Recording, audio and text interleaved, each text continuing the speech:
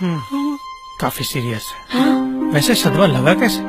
Doctor साहब, पद्मा को सदमा सफेद बालों की वजह से लगा है। एक ही रास्ता है। बताइए ना डॉक्टर। एक ऐसा राज बताना होगा जिसे सुन के इन्हें और बड़ा सदमा लगे, वरना।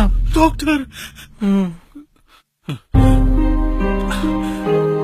पद्मा, उस दिन मैं तुम्हारी छोटी बहन के कमरे में गलती से नहीं बल्कि जानबूझ के गया था। बहू, आज तक तुम्हें जो गहने दिए ना, वो सब नकली है। माँ? मम्मी, मैं रोज स्कूल नहीं पत्ते खेलने जाता हूँ।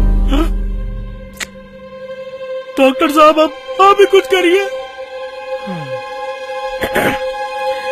मैंने हमेशा मनी मन तुम्हें अपनी अर्धांगिनी माना है पद्दू।